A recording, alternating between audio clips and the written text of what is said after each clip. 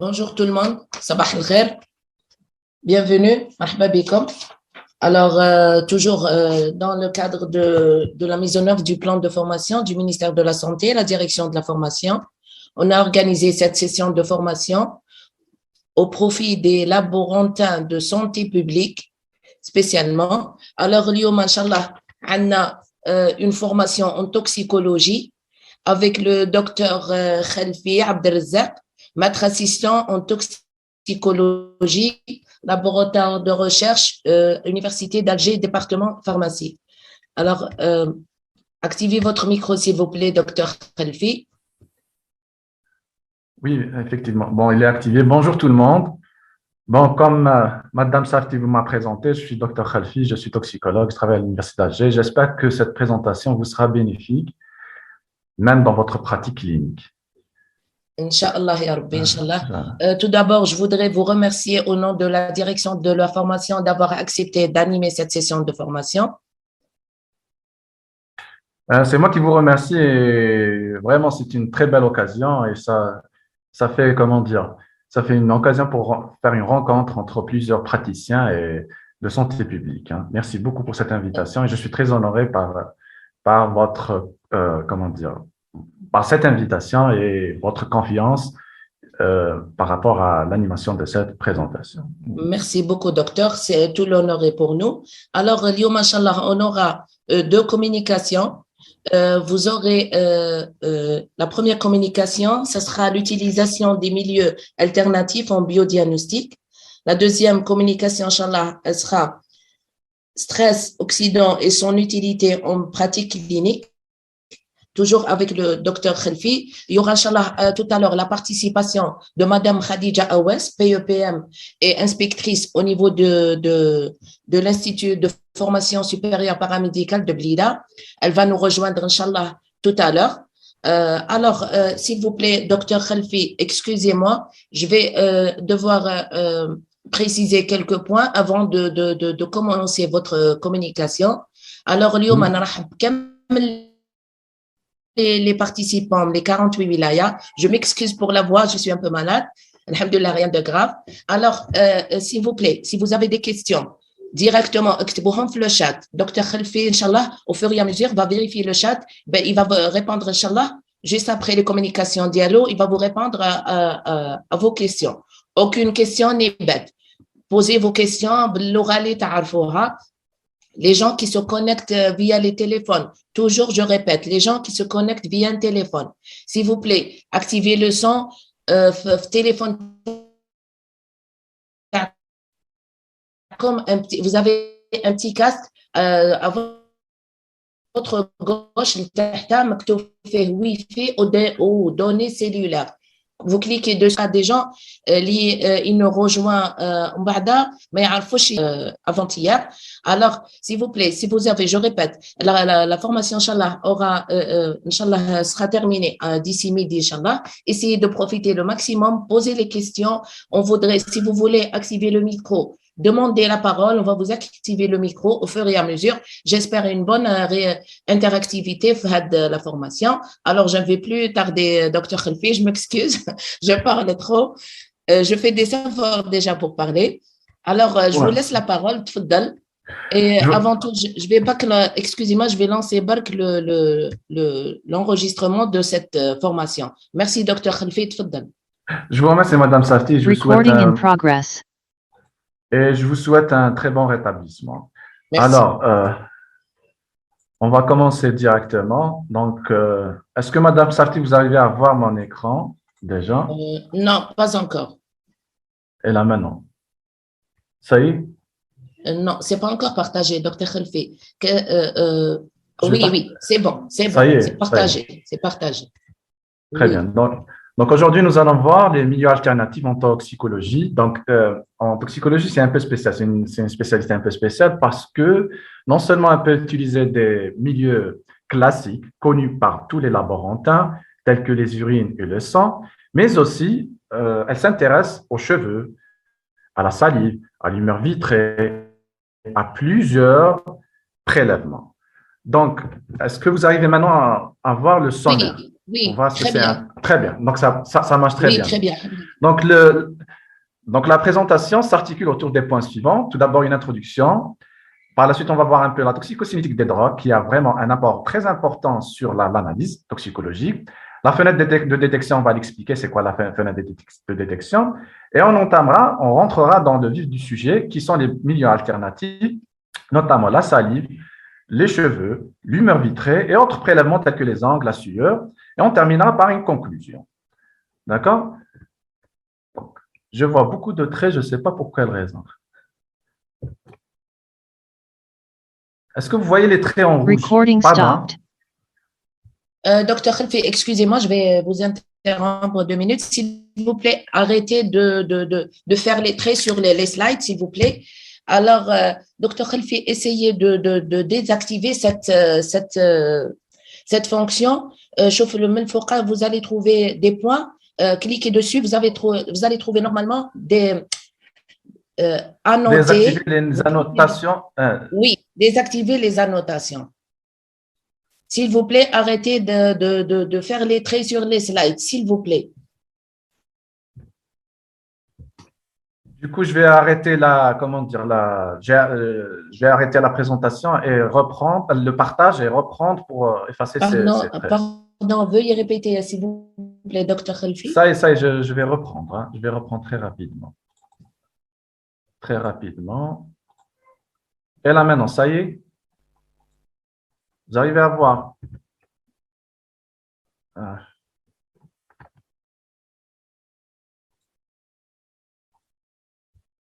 Oui, très bien, c'est visible. Donc, ça y est, introduction, on a vu l'introduction. Et là, maintenant, j'ai arrêté. Alors, d'accord. Donc, ils ne peuvent plus mettre des annotations. Très bien. Donc, on va commencer par l'introduction. Et il n'y a pas mieux d'introduire avec une présentation des années ou des périodes marquantes de l'utilisation des matrices alternatives. On va commencer par la fin des années 90 qui marque le premier test, l'utilisation des premiers tests de dépistage salivaire.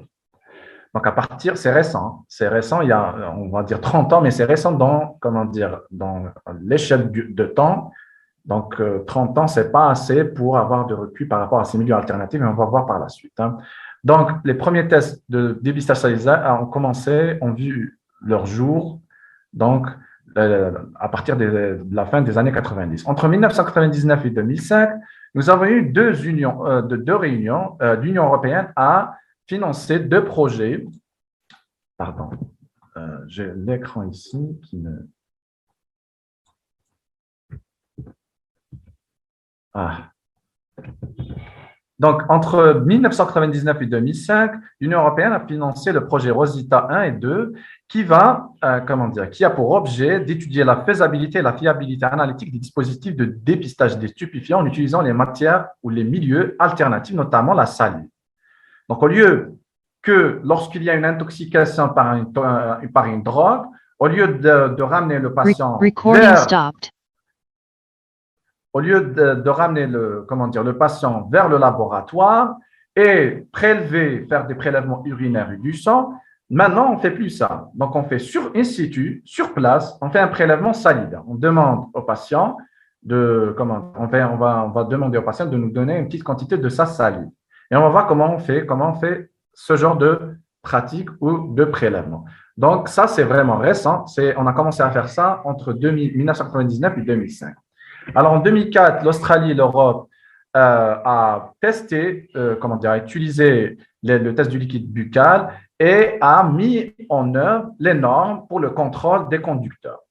Donc, on a commencé à contrôler les conducteurs de véhicules pour, par exemple, des raisons d'abus d'alcool. On a commencé à les tester en utilisant des tests par exemple, l'éthylotest au niveau des voies publiques. Hein. Aujourd'hui, plusieurs pays, notamment l'Australie, la Belgique, le Royaume-Uni, l'Allemagne, France, Suisse, Canada et autres, ont commencé à utiliser ce genre de test au niveau de la route. Et j'espère que très bientôt, on commencera à faire ça en Algérie. Hein. D'accord? Donc, on entame maintenant la toxicocinétique des drogues.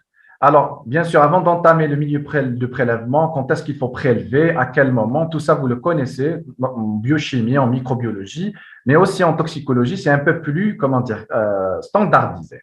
Et pour savoir à quel moment il faut prélever, il faut connaître déjà la cinétique des drogues dans le corps humain. Donc, les drogues, c'est comme les autres substances, les drogues ou toxiques sont comme les autres substances, ils ont une cinétique au niveau de l'organisme et suivent le même chemin classique, notamment l'absorption, la distribution, le métabolisme et l'élimination. D'accord? C'est le système ADME. Donc, l'exposition aux drogues ou aux toxiques se fait selon les différentes voies. Elle peut être par voie orale, gastro-intestinal tract, elle peut être par voie cutanée ou respiratoire. Donc, toutes les voies sont une source d'exposition aux drogues. Donc, قادر تكون بالتنفس عن طريق الجلد ولا عن طريق الفم. Donc, ces substances peuvent être absorbées par les différentes voies. Par la suite, il y a la distribution et le métabolisme. Donc, une fois ces toxiques et drogues arrivent à la circulation sanguine, ils peuvent être métabolisés par différents organes, notamment le foie. Donc, le foie, c'est le site, ou bien si vous voulez, c'est le site de métabolisation le plus important du corps humain. Donc, métabolisation, ça veut dire quoi? Ça veut dire la transformation du toxique ou de la drogue d'une autre. Cette transformation va aider à l'élimination plus rapide de ces toxiques par différentes voies qui correspondent à la quatrième voie de cinétique. Ils peuvent être éliminés par les selles, par le lait, par les urines, par l'air expiré, par la sueur, par les cheveux et par les ongles et autres. Donc, vous voyez, donc, tous ces milieux d'élimination peuvent être utilisés en laboratoire de toxicologie. Non seulement les urines et le sang, mais également d'autres milieux qu'on appelle milieux alternatifs. D'accord? Milieu alternatif, ça veut dire milieux à part, qui sont utilisés en toxicologie, à part le sang et les urines, qui sont les plus utilisés au laboratoire en pratique clinique. Donc, y a-t-il des questions jusque-là? Apparemment, non. Donc, j'ai vérifié, il n'y a pas de questions jusque-là. Donc,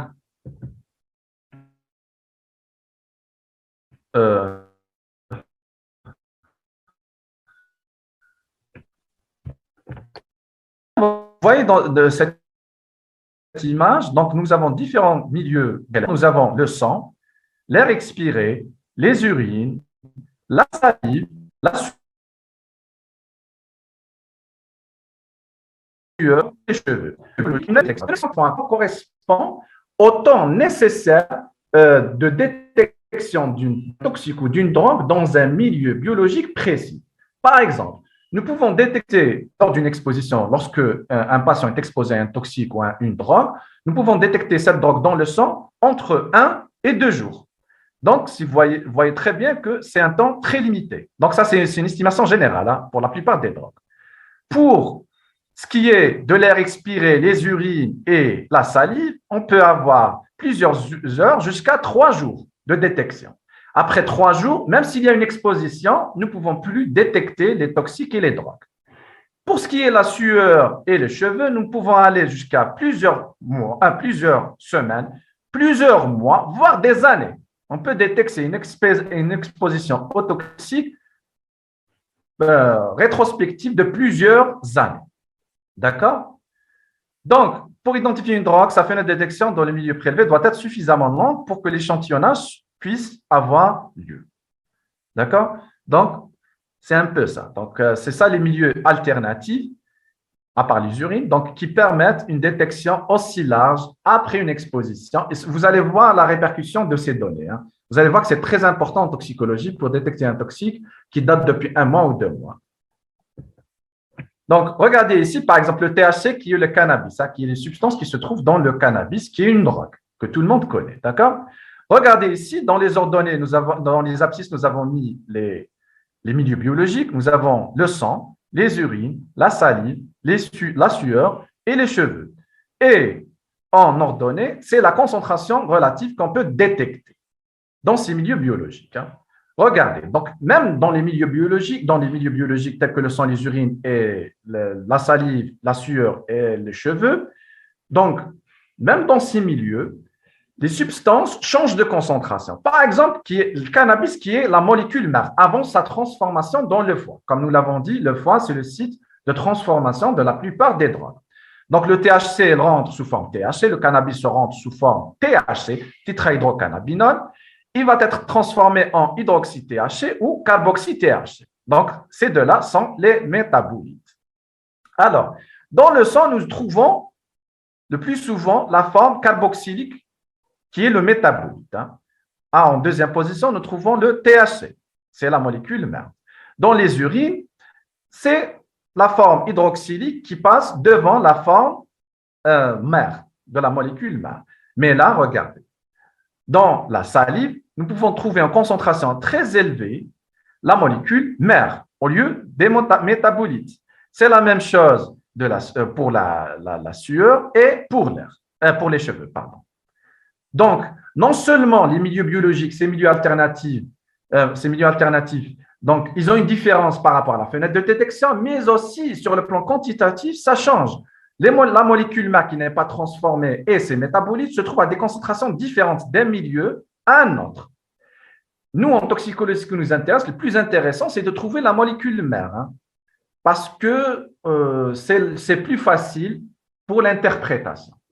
D'accord? Est-ce qu'il y a des questions jusque-là? Donc, il n'y a pas de questions. On continue.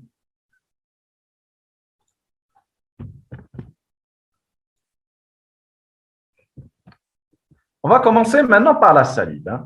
Donc, et on commencera la salive par quelques données très importantes. Donc, chez les sujets sains, un adulte il produit quotidiennement de 500 jusqu'à 1500 millilitres de salive. Ça correspond à un débit approximatif de 0,5 millilitres par minute. C'est grand, c'est une quantité très importante. Donc, on n'a pas peur de faire des prélèvements salivaires, puisque là, les glandes salivaires produisent une quantité très importante de salive. Donc, les drogues qui sont fumées, sniffées ou prises par voie orale, sniffer, ça veut dire quand on l'ishimoa. Par exemple, quand fumer, vous connaissez c'est quoi fumer. Pris par voie orale, ça veut dire c'est ingéré. Sniffer, c'est quand on sniffe. C'est quand on inspire, quand on met la poudre, par exemple, sur la poigne et on inspire. D'accord?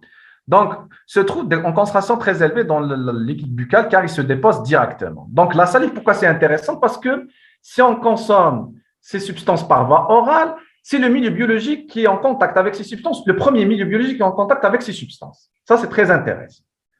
Le sang, il faut que ça passe par le tube digestif, par la suite, il faut que ça soit absorbé par les intestins pour arriver au sang. Les urines, c'est encore plus, c'est un trajet plus long, donc ça va demander beaucoup de temps. Donc, ça c'est un point fort pour les prélèvements salivaires.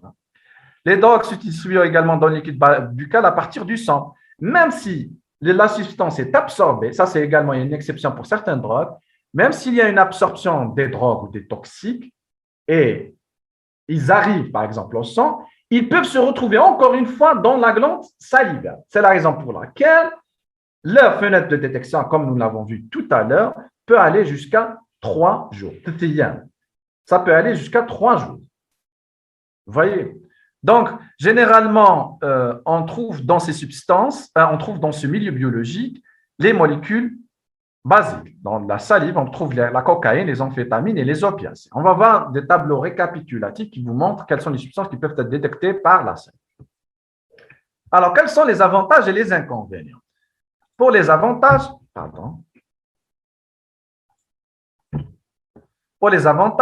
c'est un prélèvement non invasif. Donc, il suffit seulement de rentrer un échantillon dans la bouche du patient ou bien un individu normal, lorsqu'il y a un contrôle des voies publiques. Donc, c'est comme un coton-tige. C'est tout. Donc, ce n'est pas invasif, vous n'avez pas à utiliser des seringues, vous n'allez pas demander des urines et demander que le patient soit isolé. Et là, on va voir l'adultération des prélèvements. Je vous expliquerai ça tout à l'heure. C'est un prélèvement simple et rapide, donc ça ne demande pas beaucoup de choses et ce n'est pas coûteux. C'est un prélèvement sur site sans atteinte à l'intimité, tel que les prélèvements urinaires et autres. Risque infectieux, c'est zéro. Donc, puisque vous n'allez pas prélever le sang donc, et vous allez prélever de la salive, le risque infectieux est égal à zéro. Ça, c'est un point fort également. L'approche, c'est une approche économique, je vous ai dit, ce n'est pas onéreux. Difficile de procéder à l'adultération. C'est quoi l'adultération? Et ça, c'est un problème majeur lorsqu'on fait un contrôle médico-légal en toxicologie. Adultération, ça veut dire quoi? Imaginez, il y a par exemple un supposé criminel. D'accord?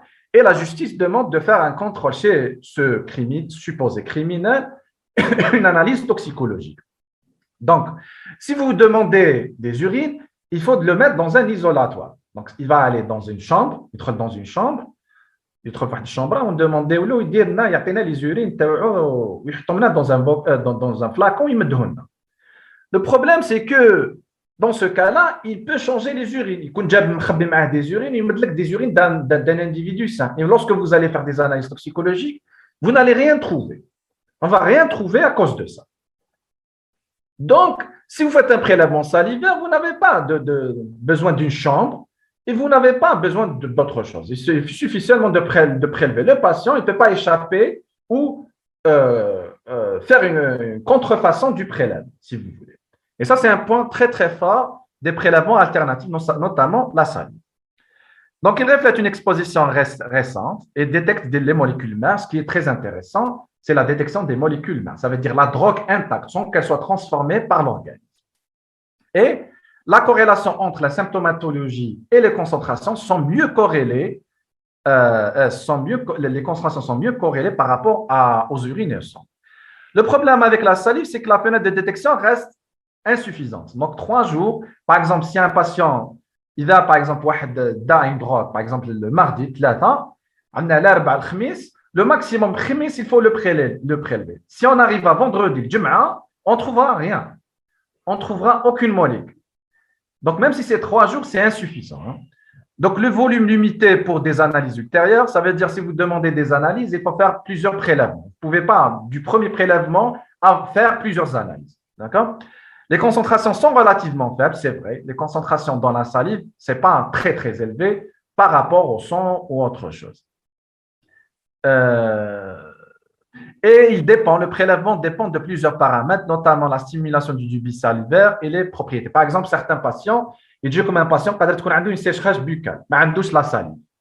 Donc, il va falloir faire certaines manipulations pour stimuler les glandes salivaires à produire de la salive, pour faire les analyses. D'accord? Donc, voici les avantages et les inconvénients. Avez-vous des questions jusque-là?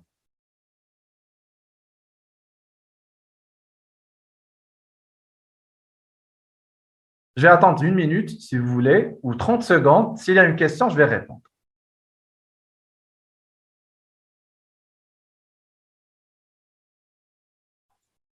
S'il vous plaît, arrêtez de dire bonjour et tout ça, parce qu'on ne saura pas, on ne pourra jamais connaître les questions.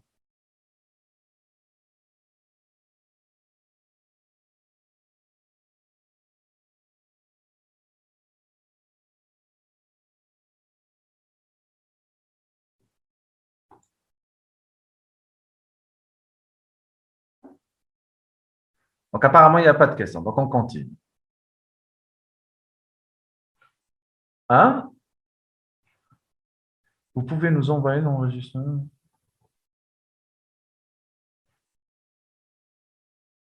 Il n'y a pas de questions. Donc, je continue.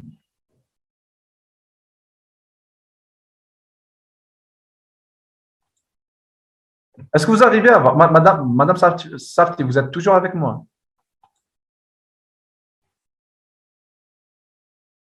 Hein? Si, par exemple, il y a une question de fatigue, donc s'il y a par exemple, une exposition qui dépasse 3 jours par rapport à un toxique ou à un drogue, on va utiliser un autre milieu biologique. Hein. On ne va pas utiliser la salive. La salive, vous allez voir les applications, c'est beaucoup plus dans l'immédiat. C'est les contrôles routiers, c'est beaucoup plus ça, et les toxicomanes, les contrôles des toxicomanes. Donc, كيف نقدر نجمع اللعاب إذا كان المريض جاف؟ هذا السؤال on va répondre à cette question dans les prochains diapos. On va voir comment stimuler le débit salivaire. On peut stimuler les glandes salivaires à produire la salive, même s'il y a une sécheresse buccale. On va voir, d'ailleurs tout de suite. Hein. Très bien, on va continuer maintenant. Donc, les prélèvements. Alors, comment on fait un prélèvement? Soit on crache dans un récipient, soit on fait un drainage, soit la succion ou écouvillon absorbant. Beaucoup plus, on utilise les écouvillons. Hein. Regardez ici, c'est comme ça qu'on fait le prélèvement. Écouvillon, on va prendre la salive. S'il y a une sécheresse buccale due à un stress, par exemple, on est stressé ou la malade, ou bien même à une exposition à certaines drogues. Certaines drogues provoquent une sécheresse buccale, hein, telles que les amphétamines, cannabis et les antidépresseurs tricycliques. Là, on effectue une stimulation du débit salivaire en utilisant, regardez, soit la cire de paraffine, du téflon, élastique, ou un chewing-gum. On peut même donner du chewing-gum pour provoquer la production de la salive. On peut le faire également en utilisant du citron. On met quelques gouttes de citron ou des cristaux d'acide citrique. Et ça va provoquer une production de 5 jusqu'à 10 millilitres par minute de salive. J'espère que j'ai répondu à la question. Donc, il y a un certain, par exemple, matériel absorbant qui se sature dans la bouche du donneur. Donc, on peut citer le Stite-Sure. Stite-Sure, c'est un dispositif commercial qui fait que quand vous faites l'écouvillonnage et que le tube est rempli, l'écouvillon est rempli, il se transforme en couleur bleue. Je pense que j'ai mis, voilà, le Stite-Sure. Donc, l'écouvillon, lorsqu'il est rempli, il prend la couleur bleue. Vous saurez que votre prélèvement est réussi. D'accord? Ça, c'est un exemple d'écouvillon pour faire prélèvement salivaire. Alors, quelles sont les conditions de conservation et de préparation? Donc, sachez que si vous laissez ces prélèvements, ces écouvillons, pendant 28 jours plus 4 degrés, on a une perte entre 10 à 30%. Donc, l'idéal, c'est de faire directement l'analyse. Hein, dans les brefs délais. Si on fait une congélation à moins 20 degrés avec conservateur, ça va permettre, avec conservateur du système Orasure, ça va inhiber les enzymes salivaires. Sachez que la salive contient des enzymes. Et ces enzymes peuvent transformer les drogues. Et ça on ne le veut pas. Donc, de préférence, on rajoute un conservateur. On congèle à moins 20 degrés avec un conservateur qui va inhiber les enzymes salivaires qui peuvent transformer les drogues. Hein. Donc, on peut faire également la préparation en faisant une simple dilution. Par exemple, avant d'entamer l'analyse, on fait une simple dilution de notre échantillon et on va faire l'analyse. Donc, ça, c'est les 3 types de conservation possibles.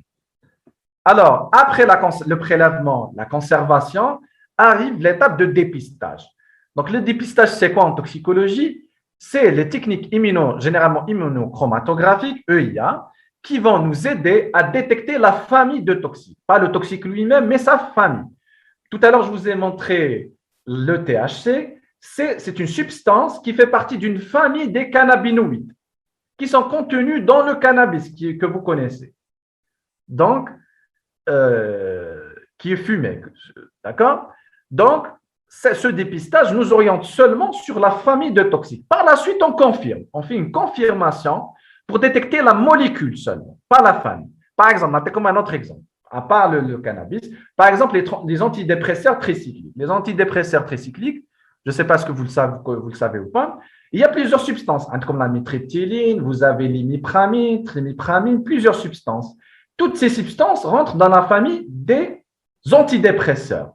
Donc, ces antidépresseurs, on peut les détecter par des moyens de dépistage. On peut connaître la famille.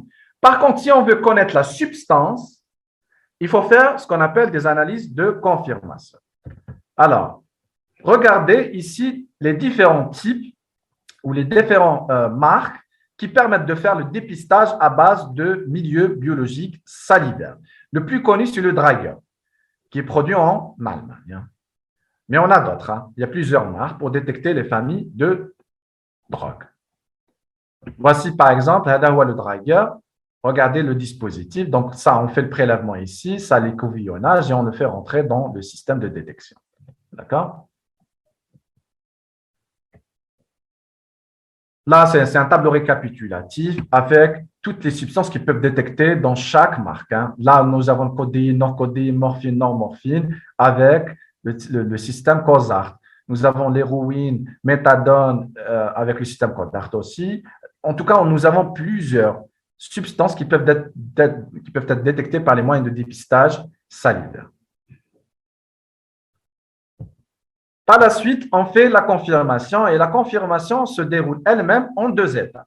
Y a-t-il des questions jusque-là? Donc, avant d'entamer la confirmation, je vais lire un peu, est-ce qu'il y a des questions? Oui, Drager, c'est un appareil. Hein. C'est un appareil. Je vous ai montré, comme la photo de terre. Regardez, ça c'est la photo de l'appareil. Est-ce que vous arrivez à voir la photo? C'est sur la gauche. Hein. Sur la droite, c'est le prélèvement, l'écouvillon qu'on va utiliser pour faire l'analyse. La plupart des drogues sont, oui, c'est la plupart des drogues sont retrouvées dans la salive, surtout si elles sont consommées par voie orale. Hein. S'il y a une consommation par voie orale, sûrement vous allez trouver la substance qui a été consommée.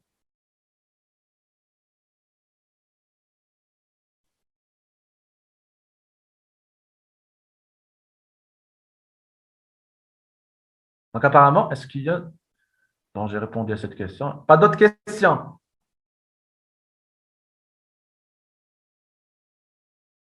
Avez-vous d'autres questions, Mme Makash? D'accord. Il n'y a pas de questions. Donc, on continue. Donc,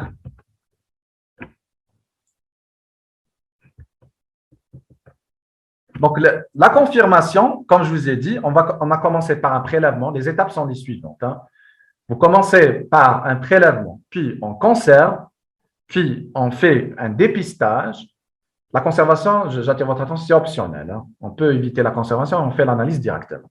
Puis le dépistage et par la suite, la confirmation. La confirmation, nous sommes arrivés à la confirmation qui se déroule en 2 étapes. Premièrement, l'extraction. L'extraction correspond à l'isolement. Vous allez isoler la drogue de son milieu biologique initial vers un milieu chimique, si vous voulez, plus simple, plus facile à analyser. Donc, si les drogues sont dans la salive, nous allons on va procéder à une extraction. On va isoler ces substances de leur milieu biologique initial vers, par exemple, l'éthanol à la fin. Et l'éthanol est beaucoup plus simple, il y a moins d'interférences et la drogue, si elle existe, elle est encore plus concentrée dans ces milieux chimiques. D'accord? Nous pouvons procéder à ça par la méthode, par l'extraction liquide-liquide, extraction en phase solide, ou bien par une simple précipitation des protéines. Hein. Le détail, vous pouvez le voir, le consulter sur Internet, le détail de chaque type d'extraction. Pour chaque type d'extraction, il y a une littérature très considérable, très importante, et ça va vous aider si un jour vous ferez de la toxicologie. D'accord? Ça, c'est un schéma général d'une extraction en phase solide. Hein. Par la suite, nous pouvons procéder à l'analyse proprement dite qui se déroule en faisant la chromatographie gazeuse couplée à la spectrométrie de masse ou la chromatographie liquide couplée à la spectrométrie de masse. Hein. On peut même faire, l'HPLC, l'amidodétection, elle est supérieure à celle de la GCMS et de la LCMS, mais sachez que la plupart des laboratoires qui font l'analyse des salives utilisent ce genre d'équipement, la GCMS ou la LCMS, avec une sensibilité qui peut aller jusqu'au nanogramme par millilitre. D'accord? Voici ces 2 photos. Ça, c'est la LCMS et ça, c'est la GCMS. Hein. C'est des appareils très onéreux et qui détectent des concentrations très, très faibles de substances dans n'importe quel milieu biologique. Hein. Sûrement après extraction. Donc, si je récapitule, nous avons commencé par la salive, nous avons fait un rappel sur la salive et ses avantages et ses inconvénients. Par la suite, nous avons vu les prélèvements et les différents dispositifs de prélèvement. Par la suite, nous avons vu les conditions de conservation, puis les méthodes de dépistage et enfin l'analyse en déterminant les 2 étapes, hein, l'extraction et l'analyse proprement dite. Donc, on va passer maintenant. Ça, c'est un tableau récapitulatif qui montre les drogues. Là, vous pouvez voir le panel des drogues qui peuvent être détectées dans la salive. Et tout ça, c'est des publications qui ont été faites dans plusieurs pays. Hein. D'accord? Nous avons zolpidem, codéine, tramadol, morphine, tout ce que vous pouvez voir. THC, ce qui est le cannabis, les benzodiazépines. Il y a plusieurs substances qui sont mises dans ce tableau. Hein.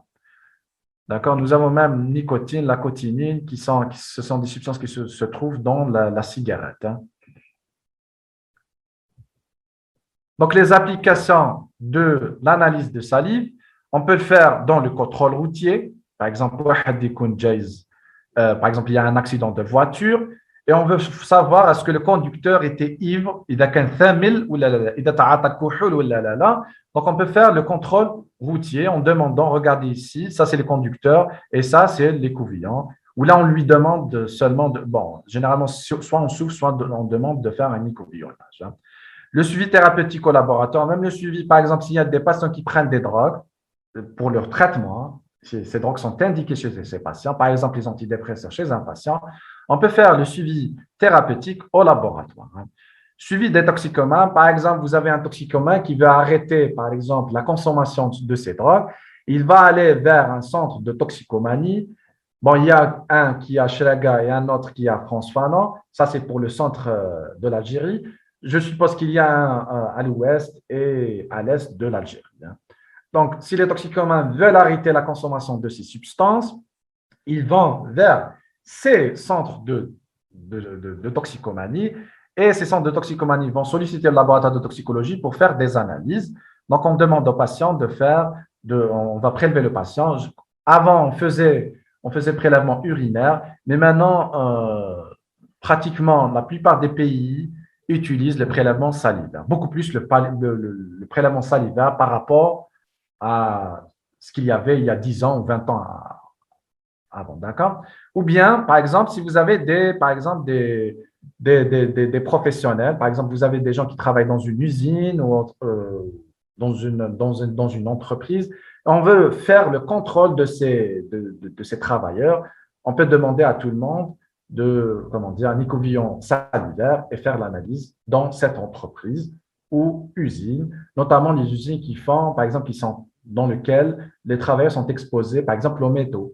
Par exemple, si vous avez une usine qui utilise le chrome pour teinter un peu les vêtements et tout ça, le cuir, par exemple, on leur demande, au lieu de les prélever par voie sanguine, qui est une voie invasive, on peut demander seulement un prélèvement salivaire. D'accord?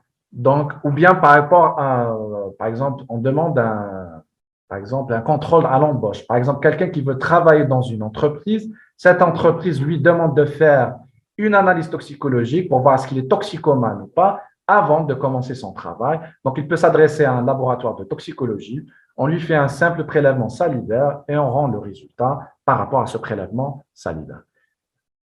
Bien sûr, avec des réserves. Parce que je vous ai dit, le prélèvement salivaire, c'est 3 jours. C'est 3 jours d'exposition. Donc, on préfère pour l'embauche d'autres prélèvements que nous allons voir tout de suite. Le seuil de positivité, ça c'est un point un peu technique, on peut le survoler. Si vous voulez, le seuil de positivité, c'est à partir de quelle concentration dans la salive on peut dire qu'il y a une exposition ou pas. D'accord? On passe maintenant aux cheveux, mais avant d'entamer les cheveux, avez-vous des questions? Est-ce que vous arrivez à m'entendre? Est-ce que vous arrivez à m'entendre?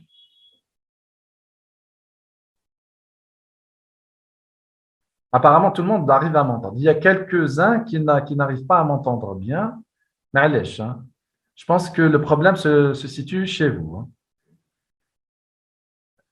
Donc, avez-vous des questions, s'il vous plaît? Je vais attendre 30 secondes et voir si vous avez des questions.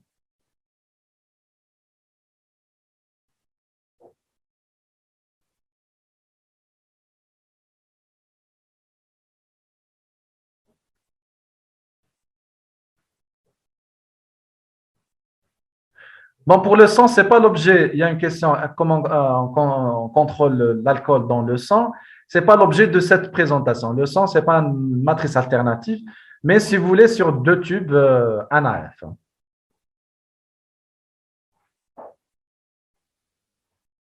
La salive n'est pas utilisée en post-mortem. Généralement, on n'utilise pas parce qu'il y a une sécheresse buccale, donc on ne peut pas faire un prélèvement salive.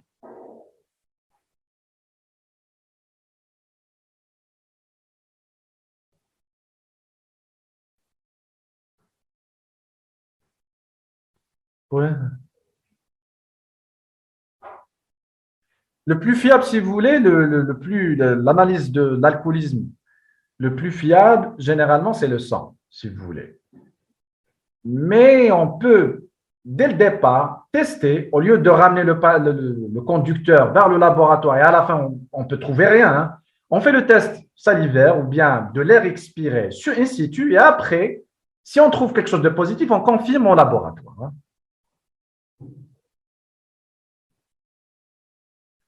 Je vous ai dit, le tube, c'est le tube Draeger le plus utilisé. Hein. Et l'appareil de détection, c'est également Draeger.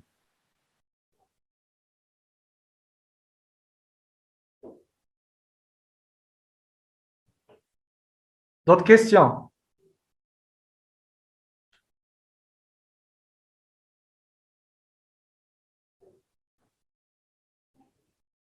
Est-ce qu'il y a des questions?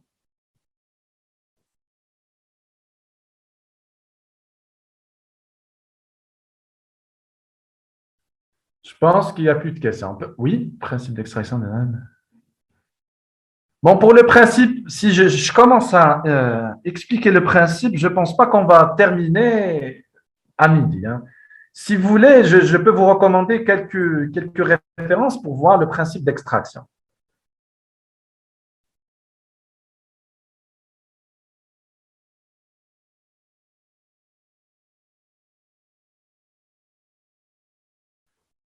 Je vous ai dit, pour le principe d'extraction des drogues à partir de la salive, je peux vous recommander quelques références pour lire, parce que ce n'est pas l'objet de cette présentation. C'est tout un monde aussi. Hein.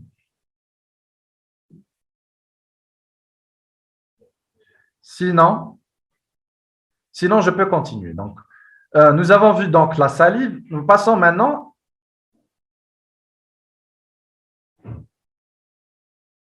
Non, pour l'alcool, vous ne pouvez pas utiliser d'autres tubes. Il faut utiliser le tube anaire. Vous ne pouvez pas utiliser le tube sec.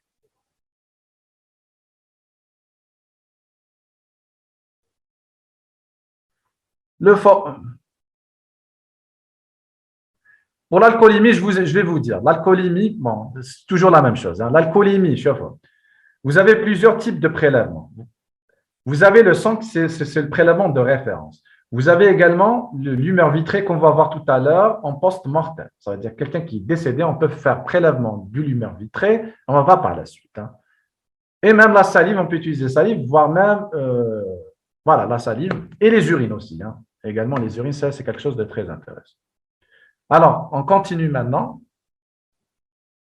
Pour les cheveux, pour les cheveux, on va commencer aussi par quelques données physiologiques qui sont très intéressantes et qui vont nous aider à comprendre la suite de cette présentation. Alors, sachez que première chose, les cheveux en croissance. Vous savez que les cheveux passent par plusieurs phases. Hein.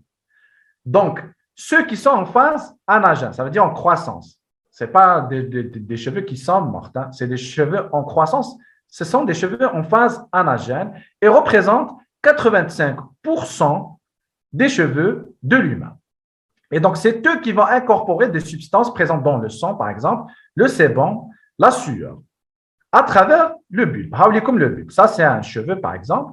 Ça, c'est le cuir chevelu. Vous voyez l'image.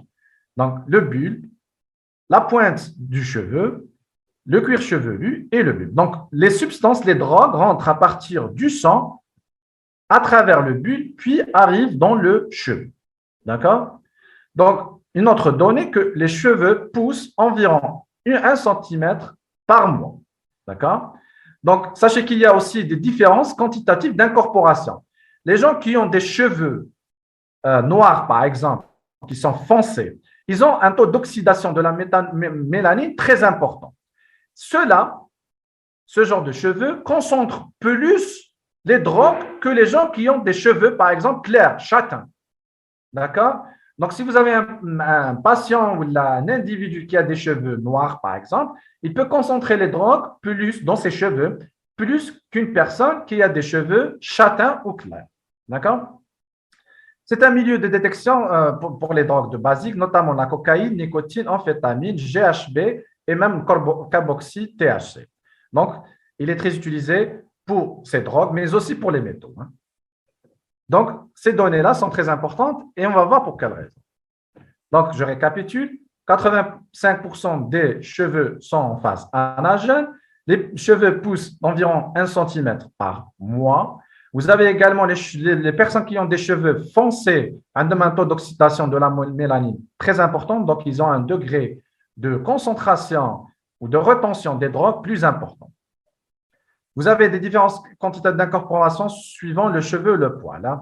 Donc, si vous avez des cheveux de la tête ou là les poils du pubis, vous n'avez pas la même concentration des drogues. Et également, il y a certaines drogues qui sont fortement retenues dans les cheveux. On les a citées.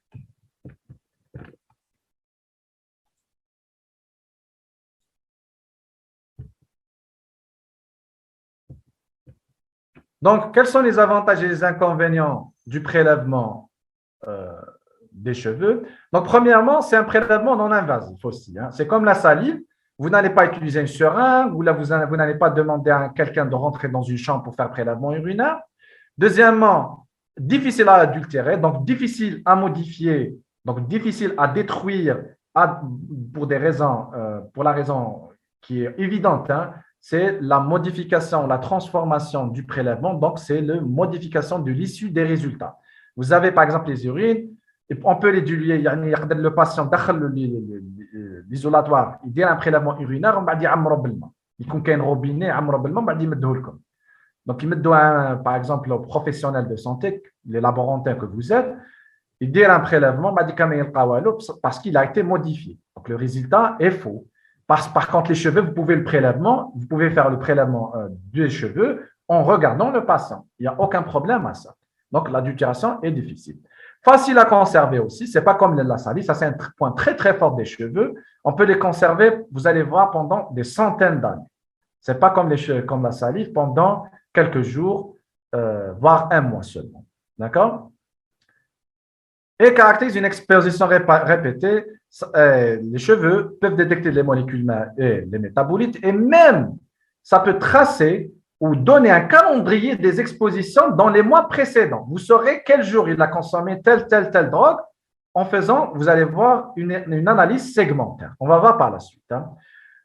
Les inconvénients, il peut y avoir des contaminations environnementales. Par exemple, il connaît le patient devant quelqu'un qui prend le cannabis, il est en train de fumer le cannabis. Vous imaginez bien que la fumée du cannabis va tomber sur les cheveux, va être en contact avec les cheveux du patient que vous allez analyser. D'accord?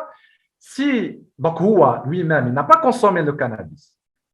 Donc, s'il n'a pas consommé le cannabis, vous prenez le cheveu, avec la fumée qui est tombée sur les cheveux du patient, vous allez retrouver ces substances, alors qu'il n'a pas consommé ces substances. D'accord?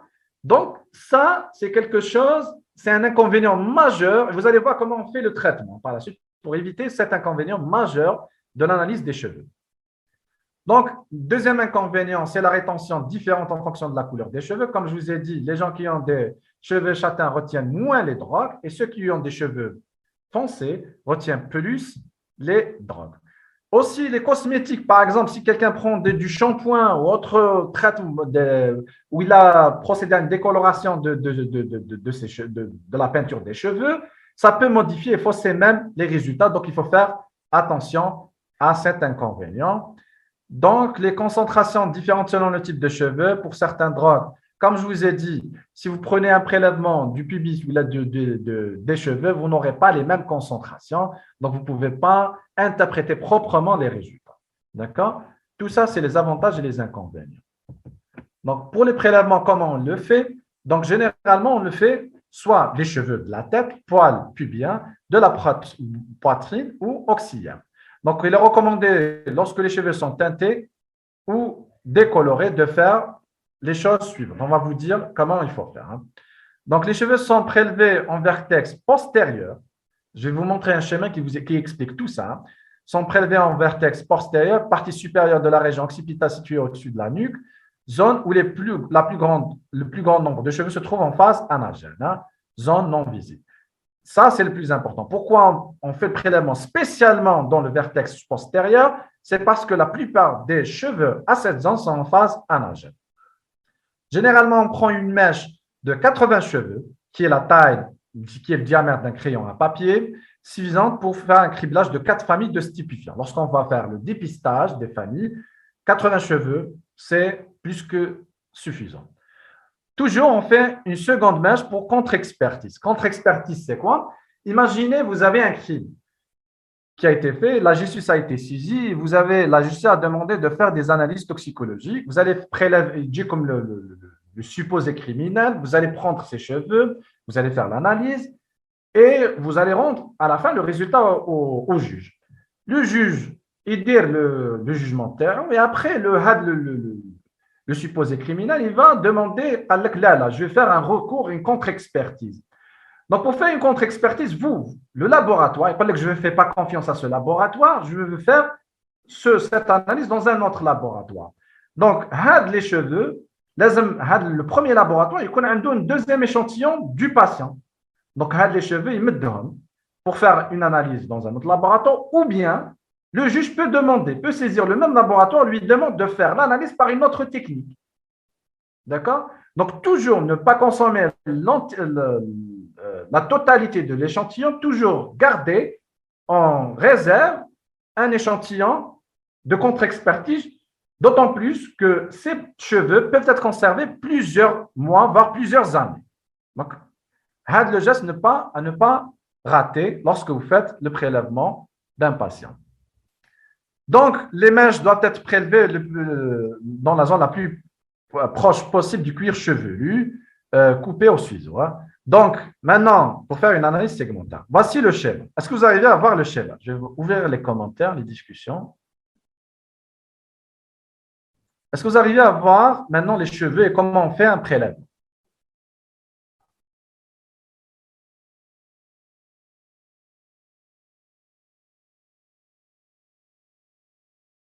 Très bien. Donc, regardez. Ça, c'est la zone du vertex postérieur. Hein. Et c'est là, on a dit que c'est la zone où il y a le maximum de cheveux en phase anagène. Donc, on prélève à partir de la base jusqu'à proche de la racine du cheveu. On prélève, vous voyez ici, environ 80 cheveux. La taille, c'est le diamètre d'un crayon. Hein. Donc, vous regardez ici, donc on fait un prélèvement. Bien sûr, pour ramasser les cheveux, on peut utiliser, par exemple, pour regrouper les cheveux et on coupe. Et à ne pas oublier, on fait un deuxième prélèvement de contre-expertise. À la fin, avec le cheveu, on met une étiquette ou bien, une fiche de prélèvement avec cet échantillon, en notant le nom, le prénom, la date de prélèvement, par exemple. Et est-ce qu'il y a eu, ne pas oublier, est-ce qu'il y a eu un traitement cosmétique ou pas des cheveux? On demande au patient, est-ce que vous avez pris des shampoings le jour du prélèvement? Est-ce que vous avez utilisé des teintures? Est-ce que vous avez utilisé des produits pour faire la décoloration des cheveux, notamment l'eau oxygénée, H2O2 qui est utilisé pour décolorer les cheveux? Tout ça peut transformer ou modifier le contenu des cheveux en drogue. Hein. D'accord? Donc, jusque-là, avez-vous des questions? Oui, effectivement, Ben Bahaz Messouda a posé la question, est-ce qu'une coloration artificielle peut effectuer les résultats, peut modifier les résultats? Oui. Oui, malheureusement, oui. Peut avoir, un impact sur l'issue des résultats.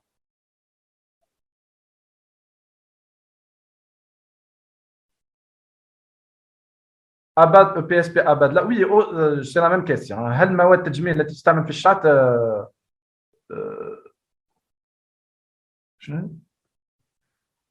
si elle modifie les analyses, on a répondu à ces questions. تؤثر على التحليل.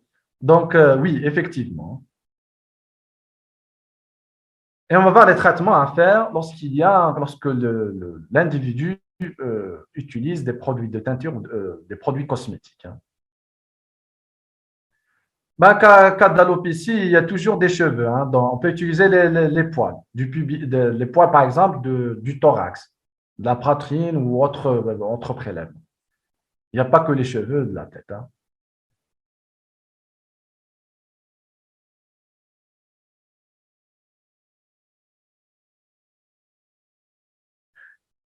Oui, le henné, tout cheveu, tout produit, toute manipulation des cheveux peut modifier l'issue des résultats.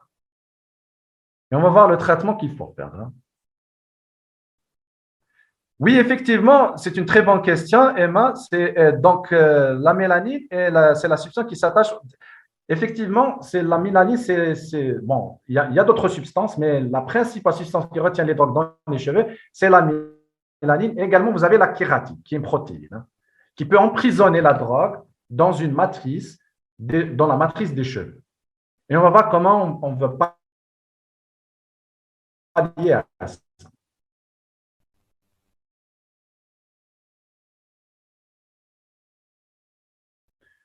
Non, non, il est fiable. Je vous ai dit que donc LGK4, il pose une question, donc prélèvement des cheveux n'est pas fiable. Non, il est vraiment fiable. Mais s'il y a ces modifications des cheveux, il faut faire certaines manipulations qu'on va voir, hein, par la suite.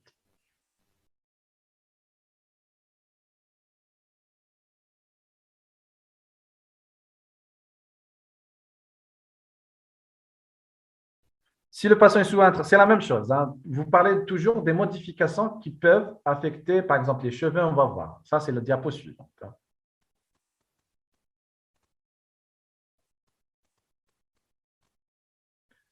Si quelqu'un il pose une question où il a un chip qui fait chez Diro, c'est la même chose. Chip mange un problème, hein. Donc, ce n'est pas un problème. Si vous voulez, bon, on peut toujours trouver des drogues dans les cheveux. Est-ce que les drogues provoquent des chutes de cheveux? Oui, certaines drogues peuvent provoquer une chute de cheveux.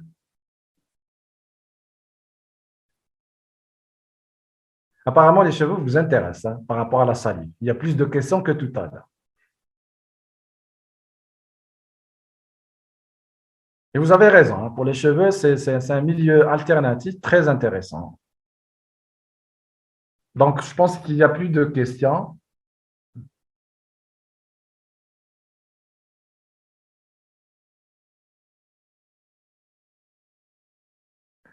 Pour les cheveux, je vous ai dit, pour les cheveux, ne تتغداش على المخدرات، hein. هي لا تتغذى على المخدرات لكن تخزنها. Elle va les stocker comme n'importe quelle substance qui est dans la circulation sanguine.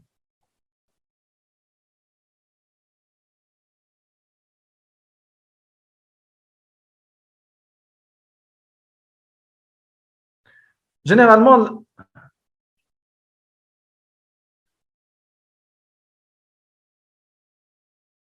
bon, pour les cancéreux, écoutez-moi, pour les cancéreux, vous allez voir les applications d'un prélèvement de cheveux. Généralement, les cancéreux, ils sont déjà dans une situation difficile. Je ne pense pas qu'on va leur demander de faire des analyses toxicologiques. Et même si on le fait, on peut faire d'autres prélèvements. Je vous ai dit, par exemple, la salive, le sang, les urines, il y a d'autres, les ongles, par exemple. Il y a d'autres, les fanères, si vous voulez. On peut faire pas mal d'autres prélèvements.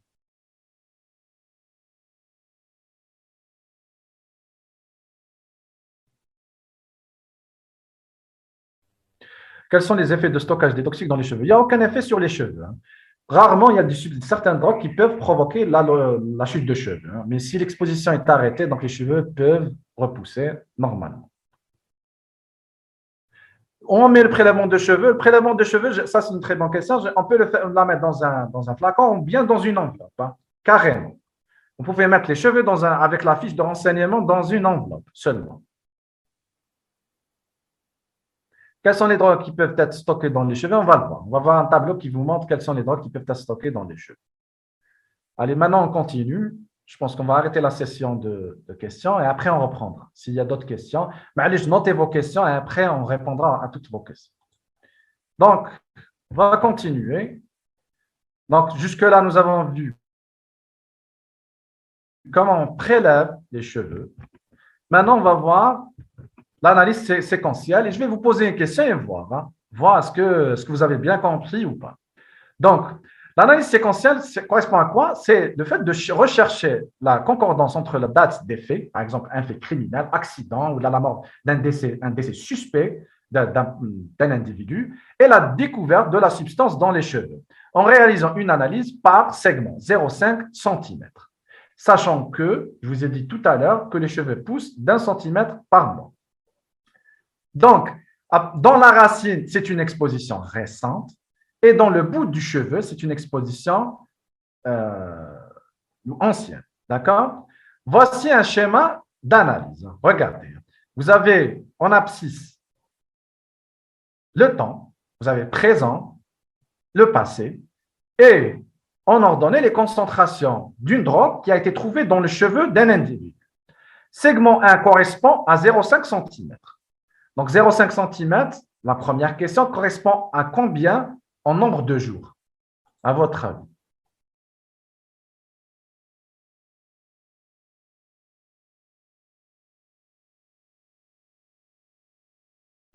Emma, c'est une très bonne réponse. Hein? 15 jours, et effectivement, c'est 15 jours. Nous avons dit que les cheveux poussent d'1 centimètre par mois. Si vous prenez 0,5 cm, ça veut dire que ça correspond à 15 jours. D'accord? Regardez ici, le bulbe et la tige, hein, jusqu'au bout hein, du cheveu. Regardez, nous avons commencé à détecter la drogue à partir du 3e, 4e et 5e segment. À votre avis, à combien remonte l'exposition à cette drogue? On va prendre par exemple la drogue, ici je ne sais pas quel exemple on a pris, on va dire par exemple l'héroïne. Hein. On va dire par exemple l'héroïne.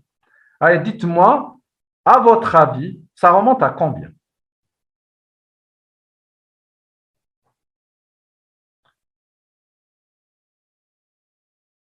Ça commence à partir de 2 mois. Oui, Emma, c'est un peu plus, hein, c'est un peu plus de 2 mois. Aïe. Donc, qui est l'exposition la plus récente? C'est le S3 ou là le S5? Je vais poser cette question. Attends, je vais poser cette question. Est-ce que c'est le S2, c'est le S3 qui correspond à l'exposition récente ou là le S5? Très bien, parce que le S3 est du côté du bulbe. Yeah. Donc, du côté du cuir chevelu. Le S5, c'est où? C'est du côté de la tige du cheveu. S3, ça correspond à combien nombre de jours? S3.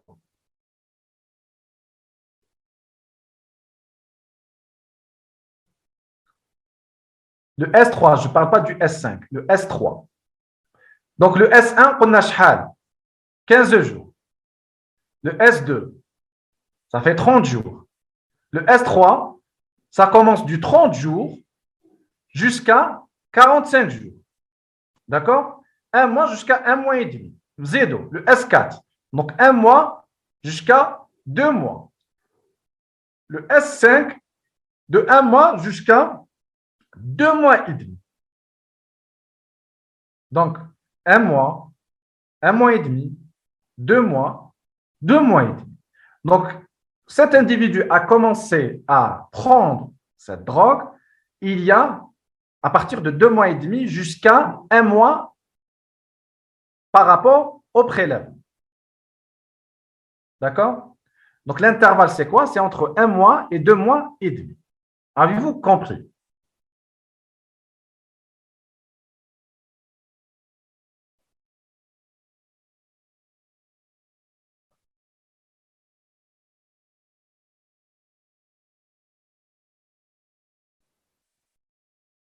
Je répète, certains n'ont pas compris. Hein. Je vous ai dit que les cheveux poussent de 0,5, de 1 cm par mois. D'accord? 1 cm par mois. Donc, pour faire l'analyse, on prend les cheveux, on va les couper de 0,5 cm. 0,5, 0,5, 0,5, 0,5. Vous avez bien répondu, vous avez dit que 0,5 cm des cheveux correspond à 15 jours. Donc, le segment 1 correspond à 15 jours de la vie du cheveu. S2, c'est 15 plus 15, ça veut dire 1 mois. S3, c'est combien? C'est 1 mois et demi. S4, c'est 2 mois. S5, c'est 2 mois et demi. Donc, le S3, il commence à partir d'1 mois et demi, le S4 entre 1 mois et demi et 2 mois, le S5 entre 2 mois et 2 mois et demi. Donc, entre 2 mois et demi et 1 mois.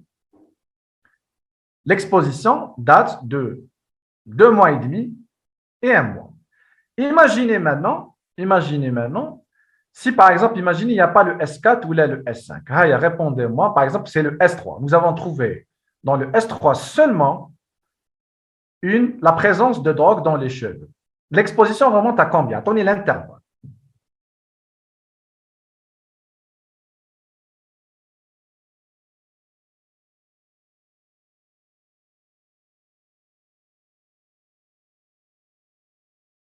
Attendez, un intervalle, il commence par quoi et ça se termine par quoi? Attendez, un intervalle, ce n'est pas une date seulement. Entre quoi et quoi?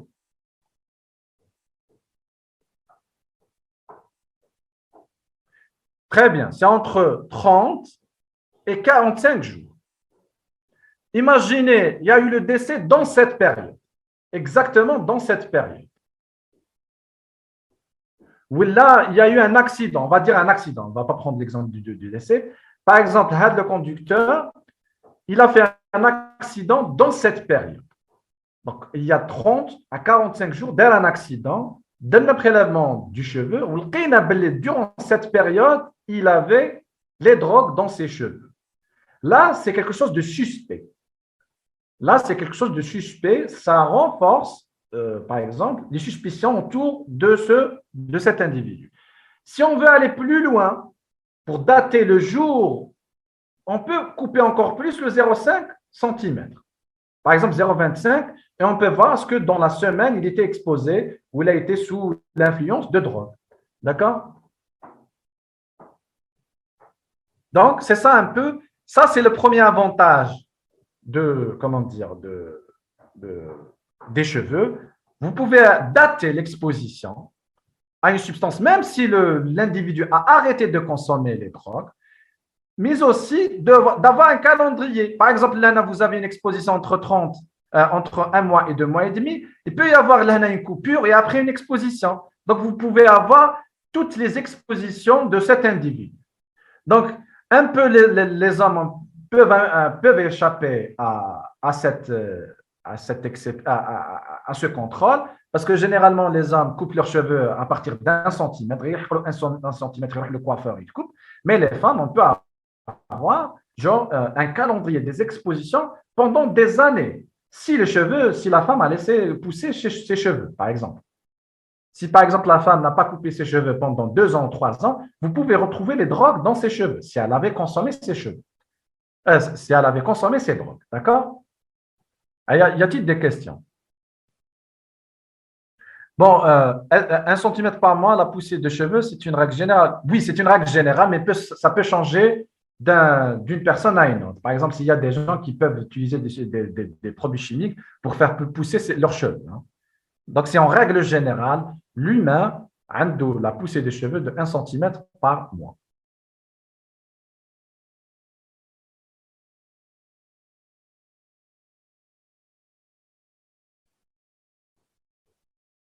Je pense qu'il n'y a plus de questions. On peut continuer. D'accord.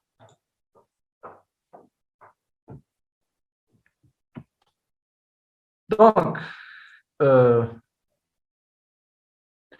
comme je vous ai dit, parmi les applications de l'analyse segmentaire des cheveux, c'est l'exposition criminelle. Hein. Donc, ou bien c'est les expositions chez un toxicomane. On saura tout l'historique des expositions chez un toxicomane en se référant au graphe que je vous ai montré tout à l'heure.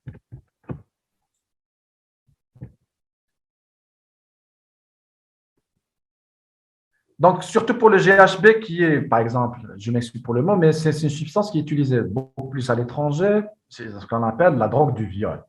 La substance, elle est très dangereuse. Pourquoi? Parce qu'analytiquement, il est difficile de la détecter dans les milieux classiques, tels que le sang et les urines. Regardez, on peut le trouver dans le sang 6 heures après seulement, voire 8 à 10 heures seulement dans les urines.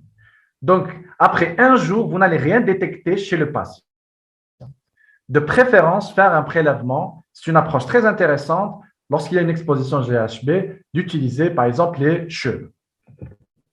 La conservation, là, comme je vous ai dit, il y a une stabilité exceptionnelle des cheveux parce on a pu identifier la cocaïne, par exemple, dans les cheveux, dans des momies péruviennes de plusieurs centaines d'années. Vous imaginez, donc, une momie qui date de des centaines d'années, qui consommait de la cocaïne, la cocaïne, il faut savoir qu'elle peut exister sous forme naturelle.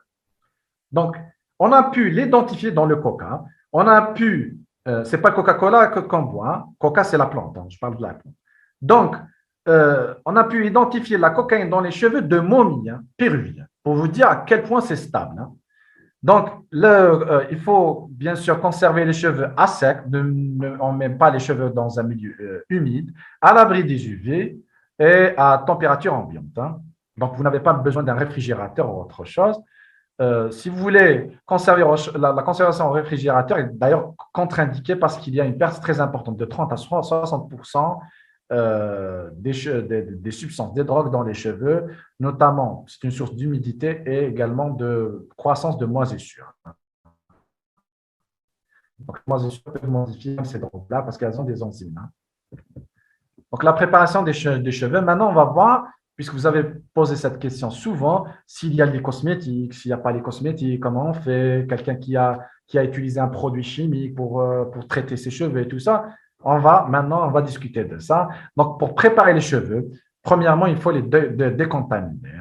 On peut les décontaminer par différents moyens, mais selon la substance qu'on va chercher. Comme je vous ai dit, on peut détecter dans les cheveux des substances organiques, les drogues, mais aussi les métaux. Lorsqu'il s'agit des substances organiques qui sont des drogues, on peut faire un lavage par une solution aqueuse contenant des détergents, tensioactifs ou tampons phosphate, par des solvants organiques, ou bien on peut utiliser des solvants organiques tels que l'acétone isopropanol. L'acétone, c'est le plus utilisé. Hein.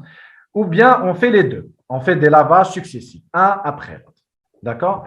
Lorsqu'il s'agit des substances minérales telles que les métaux, on peut utiliser l'acétone tétrachlorure de carbone dans une eau tiède, ou bien lavage par des détergents ioniques ou non ioniques en utilisant un agent chélateur qui est le DTR. Donc, nous avons vu le prélèvement, comment on le fait, ses avantages et ses inconvénients, et nous avons vu même le pré-traitement des cheveux. La conservation, le pré-traitement des cheveux. Maintenant, arrive l'étape du broyage. Après le lavage, on broie ses cheveux, il faut les rendre sous forme de poudre, et voici un dispositif qui le permet, qui utilise des billes. Hein. Des billes qui vont oscillonner à une très grande vitesse et qui vont broyer ses cheveux et les rendre sous forme de poudre. Par la suite, la poudre, il faut la dissoudre dans une solution. On peut utiliser un tampon aqueux. On peut utiliser des solvants organiques tels que le méthanol. Et on peut procéder à la digestion enzymatique en utilisant la pronase ou le glycuronisase arylsulfatase qui va nous aider à dégrader la kératine qui emprisonne ces drogues-là. On va encore plus libérer les drogues. D'accord? On peut procéder, la digestion acide est contre-indiquée pour la codine, la digestion alcaline est contre-indiquée pour la cocaïne et l'ester stéroïde anabolisant lorsqu'on fait une analyse des produits dopants. On va voir les applications tout à l'heure. Avez-vous des questions jusque-là?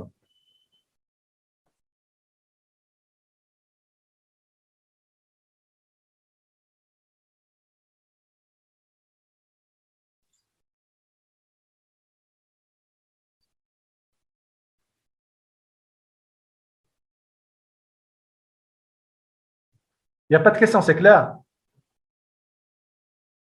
Est-ce que vous arrivez à m'entendre?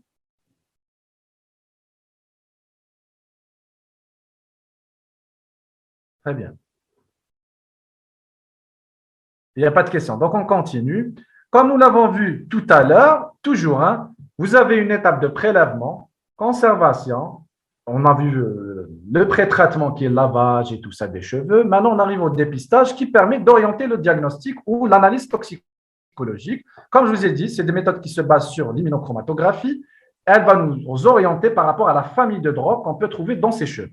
Par exemple, les cannabinoïdes, les amphétamines, les opioïdes, chacune est une famille. Les opioïdes font plusieurs substances, telles que l'héroïne, codéine, morphine. Il y a plusieurs substances dans cette famille. La cocaïne fait plusieurs, c'est une substance, mais les amphétamines font plusieurs. Ferme MDMA, l'ecstasy, il y a plusieurs. Dans chaque famille, il y a plusieurs substances. Les benzodiazépines, vous pouvez trouver qui est-il, Valium, plusieurs substances dans ces ça. Une fois c'est positif, vous pouvez procéder par la suite, comme nous l'avons vu tout à l'heure. Pardon. Je ne sais pas pourquoi il marche. À la confirmation, et toujours, la confirmation se fait selon deux étapes, l'extraction, puis l'analyse. Alors, lorsqu'il s'agit de substances organiques, on fait l'extraction comme nous l'avons vu tout à l'heure, par extraction liquide-liquide, extraction phase solide ou précipitation des protéines. Lorsqu'il s'agit de substances minérales telles que les métaux, généralement on fait une minéralisation par les acides ou bien par micro-ondes. Le dispositif peut encore plus extraire les drogues à partir de leur milieu d'origine, qui étaient les cheveux, qui sont broyés et traités. D'accord? Puis l'analyse, on peut le faire par deux. Lorsqu'il s'agit de substances organiques telles que les drogues, on peut utiliser GCMS, LCMS, que nous avons vu tout à l'heure, les deux appareils que nous avons vus tout à l'heure. Lorsqu'il s'agit de substances minérales, on peut utiliser la spectrométrie d'absorption atomique, SAA, ou l'ICP-MS. D'accord? Voici les appareils. Par exemple, ici, c'est la SAA pour l'analyse des métaux ou l'ICP-MS pour l'analyse également des métaux. Pour LGCMS et LCMS, vous pouvez remonter en haut et retrouver les appareils qu'on utilise pour le dosage des drogues. Ça, c'est un tableau qui récapitule un peu les publications qui ont trouvé qui se sont intéressées au dosage des drogues dans les cheveux. Et là, vous pouvez voir l'ensemble des drogues qui peuvent être détectées dans les cheveux avec les différentes méthodes d'extraction, des colonnes utilisées, la chromatographie qui a été utilisée. Tout ça, c'est un détail technique, mais le plus intéressant dans ce tableau, c'est de savoir quelles sont les drogues qui peuvent être détectées dans les cheveux. Nous avons parlé de quelques-uns tout à l'heure, mais là, c'est une liste un peu exhaustive. Hein. Vous avez l'héroïne, morphine, cocaéthylène, qui est dérivé de la cocaïne. Vous avez aussi norcocaïne, quoi encore? Qu'est-ce que nous avons aussi? La morphine, l'hydrocodone, tout ça. C'est une liste exhaustive de toutes les substances qu'on peut détecter dans les cheveux et aussi les métaux, comme je vous ai dit tout à l'heure, le chrome. On va voir un peu les applications. Donc, les applications de l'analyse des cheveux, c'est le suivi des conducteurs addictifs, des conduites addictives chez les toxicomanes. Comme je vous ai dit, on peut faire une analyse segmentaire dans le temps. Il y a un calendrier. Avec le calendrier, on a les expositions, les SRA ou le toxicomane au passé. D'accord? On peut même vérifier chez le toxicomane est-ce qu'il ment ou là. C'est un problème récurrent en toxicologie. Il y a par exemple, il y a un toxicomane, par exemple, surtout les adolescents. Ils battent un laboratoire. Ils sont suivis par un médecin dans le centre de toxicomanie. Et le médecin, mais qu'est-ce qui prouve que l'adolescent dit la vérité? C'est l'analyse toxicologique. Et l'analyse toxicologique peut remonter jusqu'à plusieurs mois, voire plusieurs années. Si les cheveux ont poussé, comme je vous disais tout à l'heure, on peut remonter dans le temps et voir comme les expositions de cet adolescent. Est-ce qu'il dit la vérité ou il ment? Donc, les cheveux sont plus que recommandés pour l'analyse ou le suivi des conduites addictives chez les toxicomanes. Restitution du permis de conduire aussi. Par exemple, vous avez quelqu'un à qui on a retiré le permis. On va dire, on ne va pas vous rendre le permis. Tu nous prouves que tu ne prends pas des drogues. Parce que, le permis, pour le récupérer, je ne consomme pas. Les urines, ils consomment. On va dire, 5 jours. Ils vont vers le laboratoire de toxicologie. Ils déroulent les analyses dans les urines, mais ils ne vont rien trouver. On va dire, regardez, je n'ai rien pris. Non. Quand on veut les cheveux, c'est un calendrier. On peut aller, par exemple, s'il laisse pousser ses cheveux pendant 2 mois, on peut faire une analyse à 2 mois. Mais vraiment, pendant 2 mois, il n'a pas consommé ces drogues-là. Et à partir de là, on peut restituer le permis de conduire à un individu. Restituer, ça veut dire le permis de conduire. Le permis, il a consommé les drogues.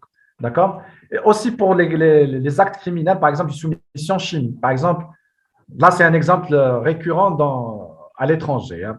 Imaginez une femme qui a subi un viol par un criminel.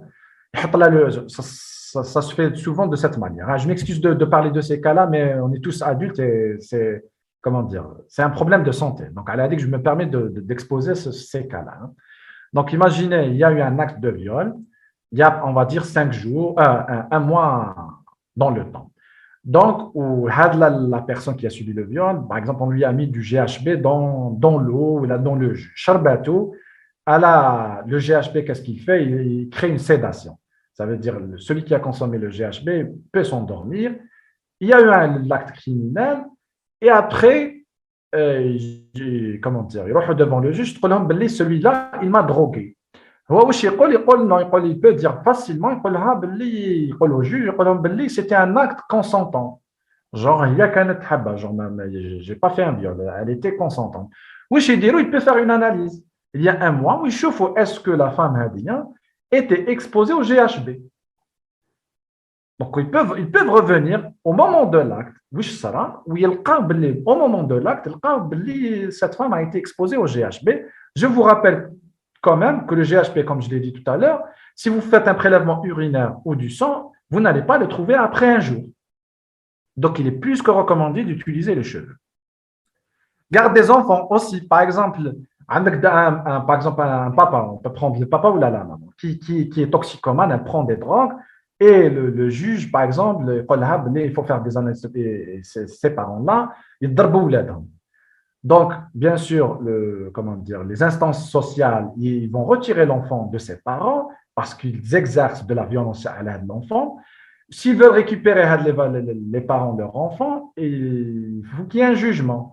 Le jugement se base sur des analyses toxicologiques. Est-ce que vraiment ces parents-là consomment des drogues?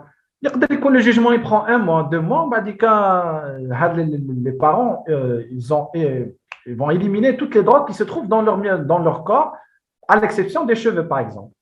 Donc, si vous faites un prélèvement sanguin urinaire, vous n'allez pas rien trouver. Vous allez prouver que les parents, même s'ils prennent ces drogues-là, sont innocents, alors qu'ils ne sont pas. On préfère prélever un prélèvement de cheveux. Quand on fait un prélèvement de cheveux, on peut remonter jusqu'à 1 mois et 2 mois. Et également, on le fait dans l'analyse à l'embauche aussi. Quelqu'un qui veut travailler, surtout par exemple dans l'armée, ça, c'est plus que demandé. Avant qu'il soit accepté, il demande une analyse toxicologique. Et cette analyse toxicologique se base, bon, en Algérie, c'est vrai que ça se base sur les urines, mais je pense que pour les prochaines années, ça va être les cheveux. Ça va être les cheveux pour voir est-ce que dans 15 jours, voire 1 mois, est-ce que le monsieur ou la dame, elle consomme des drogues. Ou bien l'exposition professionnelle, comme je vous ai dit, par exemple le tannage, par exemple des gens qui travaillent dans une usine qui utilisent le chrome, et il faut voir les taux d'exposition aussi. Pour voir le taux d'exposition, généralement on utilise comme prélèvement les cheveux, voir les urines. Bon, on ne va pas parler des seuils de positivité, ça c'est vraiment un problème de détection. Ça sera, vous pouvez le lire quand même. Alors, y a-t-il des questions? Avant de passer vers l'humeur vitrée, avez-vous des questions?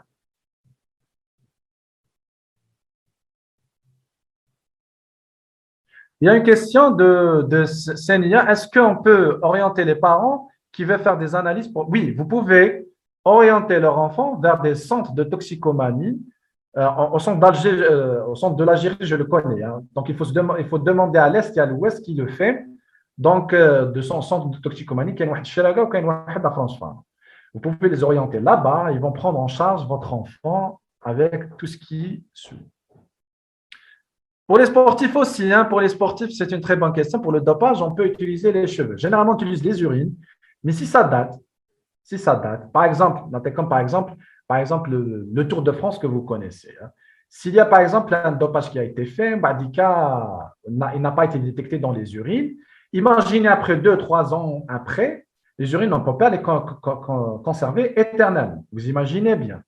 Donc, ça passe il y a 1 an ou 2 ans, qu'il y a des gens qui vont dire que le cycliste, il a été dopé pendant l'événement sportif. Donc, dans ce cas-là, qu'est-ce qu'ils vont utiliser comme prélèvement? C'est le prélèvement de contre-expertise. Dans ce cas-là, ils ne vont pas utiliser les urines parce qu'après 1 an, 2 ans, les urines vont perdre la majorité de drogue dans leur matrice. Donc, de préférence, utiliser les cheveux. Et là, on peut dater. Est-ce que vraiment il était sous l'utilisation de substances dopantes ou pas?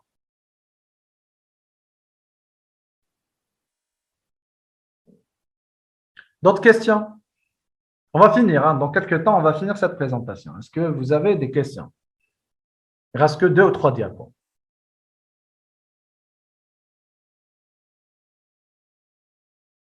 Il y a une question, je ne sais pas, est-ce qu'il faut le demander ou pas? Oui, le broyage se fait par segment. Il y a une question, est-ce que le broyage des cheveux sous forme que vous connaissez en poudre, et il se fait en segments. Chaque segment, comment dire, on le broie séparément. Et chaque segment sera analysé séparément. Et c'est comme ça qu'on va retracer la date. Hein. Plus de détails sur GHB. Je ne vais pas donner plus de détails sur GHB parce que ça va donner des idées. Ça va donner des idées, donc je préfère me limiter à ça. Bon, dépacking, généralement, le dosage de la dépacking, généralement, déjà, cette substance n'est pas utilisée par les toxicomanes, ça c'est la première chose. Donc, ce n'est pas pour les actes criminels ou bien dans l'analyse professionnelle et tout ça. Généralement, on le fait pour le suivi thérapeutique des gens qui ont une épilepsie, qui sont traités par la dépakine. Généralement, pour la dépakine, on fait une analyse sanguine. On n'a pas besoin de faire un prélèvement alternatif. Mais on peut trouver, hein, théoriquement, je dis, je peux chercher encore. Je ne me suis pas intéressé à cette question, mais théoriquement, on peut trouver la dépakine dans les cheveux. D'autres questions?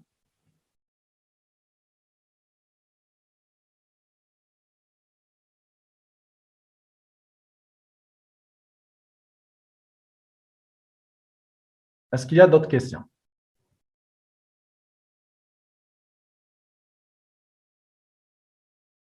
Qu'est-ce qui est conseillé à la femme enceinte? C'est des cheveux, ce n'est pas un problème. Hein. Si on fait des prélèvements, je n'ai pas compris la question de BESM de l'EHS. Oui, il y a certaines drogues qui ne sont pas détectées dans l'analyse des cheveux, mais la plupart d'entre eux sont détectés. Hein.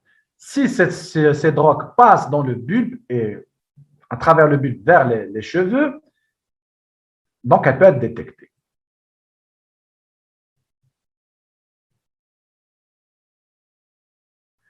Bon, est-ce que la kératine est déconseillée? Bon, si vous avez, puisque c'est à la mode, beaucoup de gens utilisent de la kératine dans leurs cheveux. Comme je vous ai dit, hein, de toute façon, on va dégrader tout ça en utilisant des enzymes. Donc, il n'y a pas d'influence hein, sur le résultat. CHU Mustafa, c'est la question du CHU Mustafa.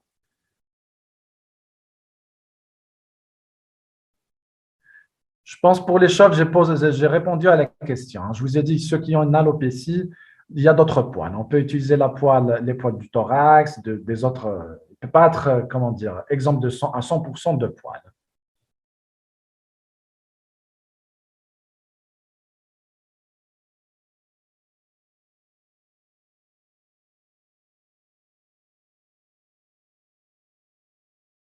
Alors, je pense que les questions, il n'y a plus de questions.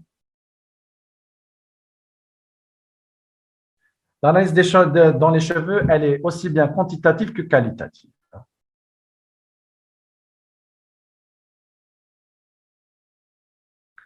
Donc, on continue vers le dernier milieu alternatif que je vais présenter. Je ne vais pas présenter les angles parce que ça ressemble aux cheveux. Donc, on va voir l'humeur vitrée. Ça, c'est intéressant parce que c'est des analyses qui peuvent se faire en post-mortem. Ça veut dire, les analyses, est-ce qu'il a consommé notamment et particulièrement l'alcool. Est-ce qu'il a consommé l'alcool ou là, et est-ce que l'alcool a conduit à ça? L'humeur vitrée, regardez, ça c'est l'œil. C'est ça l'humeur vitrée. Regardez ici dans la figure. C'est ça l'humeur vitrée. Donc, c'est un gel à base de collagène qui se transforme en liquide transparent après le décès. Ça, c'est du collagène. Après le décès, il se transforme en liquide. On peut le prélever comment? On fait une ponction de 1 à 2 millilitres au moyen d'une aiguille intramusculaire par aspiration douce. Hein. Donc, on le met ici et spécialement, on le met dans un tube sec, mais de préférence, je dis bien, de préférence, on utilise un prélèvement NaF. Pourquoi le NaF? Parce qu'il contient le fluor. Pourquoi le fluor? Le fluor, c'est un élément bactéricide. Il ne laisse pas pousser les bactéries.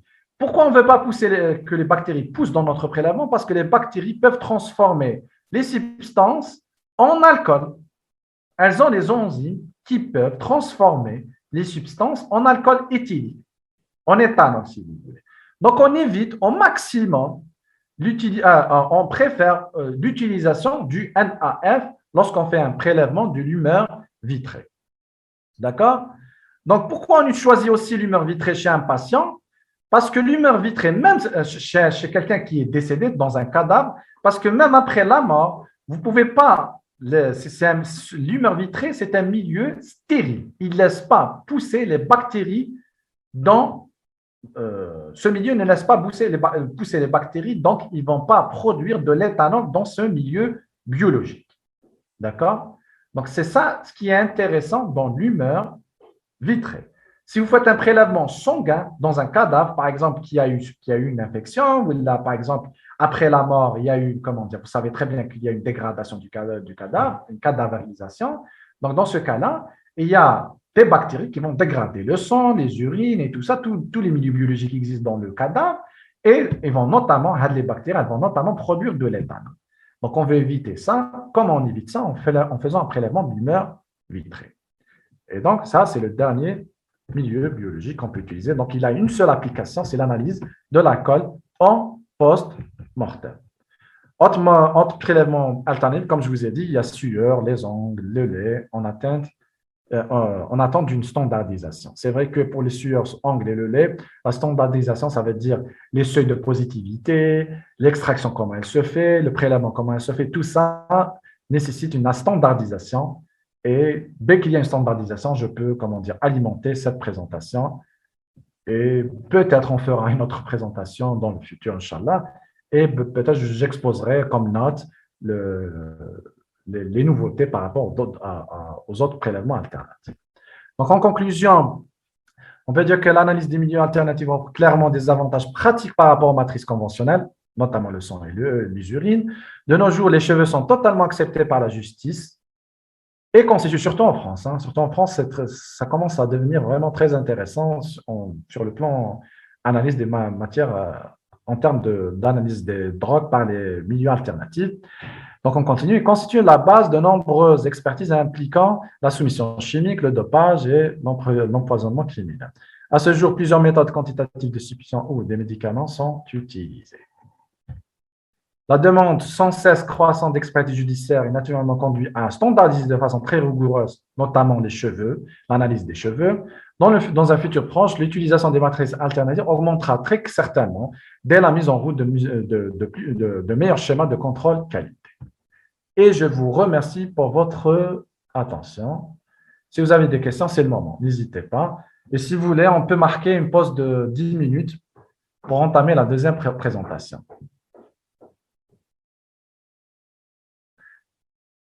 Bentork Ismaël, oui, Madame Safti est en train d'enregistrer la communication. Donc, vous pouvez la voir, je suppose, par la suite.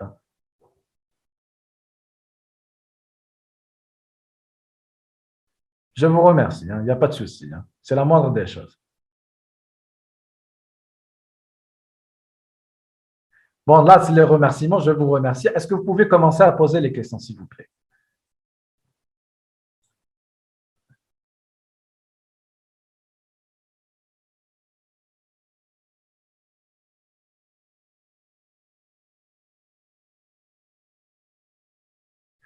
Bon, chez l'homme, peut-on utiliser le sperme pour dopage, pour le dosage des drogues? Généralement, le sperme, on le réserve pour le stress oxydant, on va voir par la suite. Ce n'est pas pour le contrôle des drogues.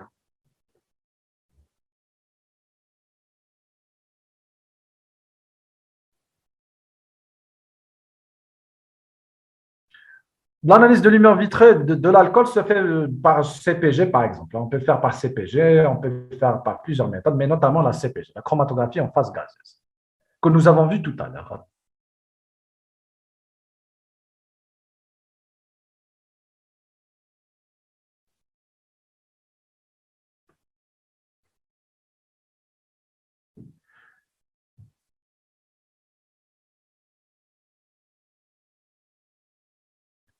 Répétez, s'il vous plaît, pour la…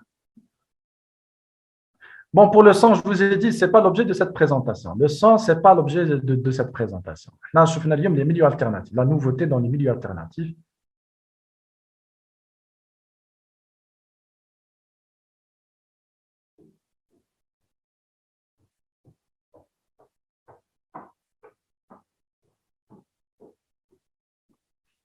Je pense qu'il n'y a plus de questions.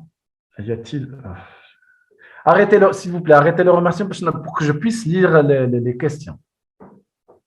Je vous remercie aussi. Hein, tout l'honneur est pour moi. Donc, est-ce que vous pouvez laisser les questions pour voir? Non, pour l'humeur vitrée, comme la drogue qui est la plus analysée dans ce milieu, c'est l'alcool. Je vous ai dit pour l'intérêt qu'elle porte, hein, c'est l'alcool, beaucoup plus l'alcool pour l'humeur vitrée. IT Motion, quel est le test le plus, c'est-à-dire, je n'ai pas compris, quel est le test le plus sensible? Donc, si vous avez bien compris, chauffeur, pour les milieux alternatifs, ils diffèrent entre eux. Donc je peux arrêter maintenant la présentation. Allô, est-ce que vous m'entendez? Allô?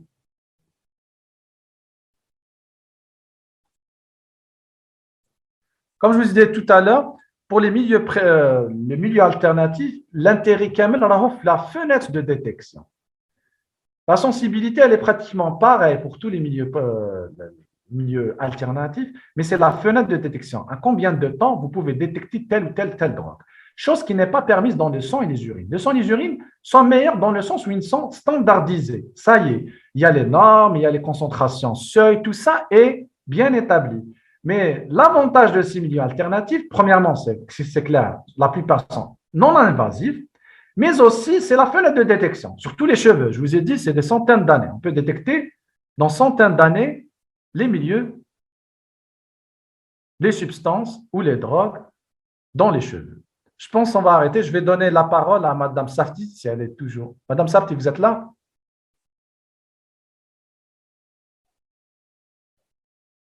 Allô? Ou Madame Awas?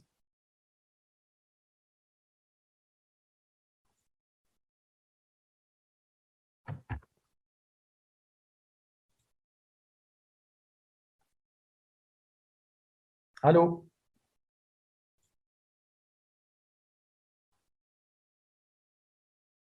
Allô? Donc, écoutez, on va marquer une pause de 5 minutes, hein, si vous permettez. 5 minutes et on reprendra la deuxième présentation.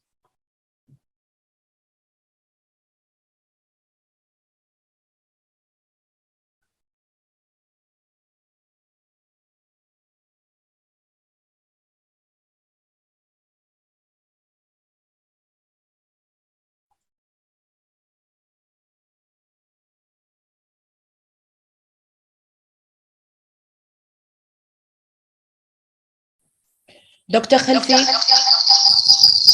pardon, excusez-moi.